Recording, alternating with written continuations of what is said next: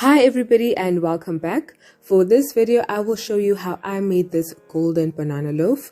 For your wet ingredients you are going to need 4 ripe bananas, 90 ml of melted butter, 1 teaspoon of vanilla essence. I used caramel essence because I did not have vanilla, 2 large eggs as well as 30 ml of milk.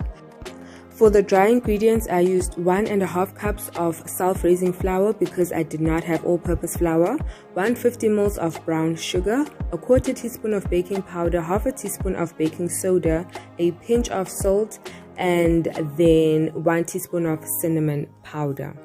Over here, you're going to need 1 container for the dry ingredients, 1 container for the wet ingredients, a tablespoon, a fork, a mixing pin, as well as your basting brush, which is optional. If you don't have one, you can just use your fingers. And then lastly, your baking container.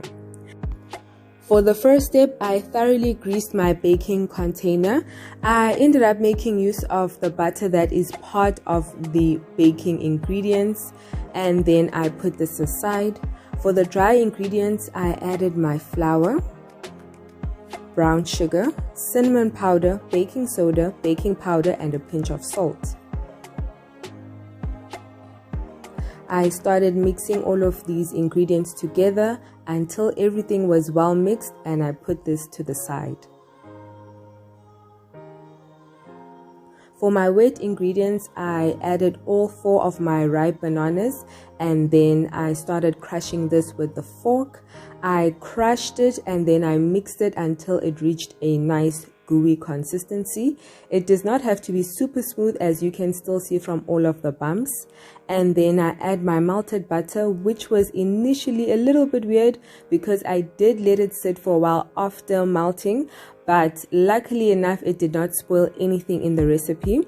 So I mix that together and I add my eggs, milk, vanilla essence, and then I give that a nice strong mix until everything is well mixed into each other. Now I pour the wet mixture into the dry mixture, and this was so soothing to mix together.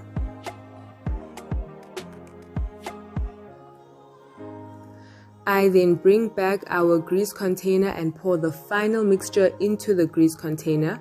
By this step, I had just preheated the oven to 180 degrees Celsius. I put this on a black casserole because of the flimsy rubbery material.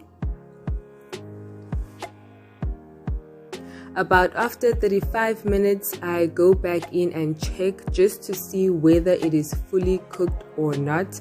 I do this by doing the knife check, and I was a little bit surprised because it was super gooey considering how well cooked it looks on the outside. So I had to put it back in for a few more minutes, and then I did my second knife check over here.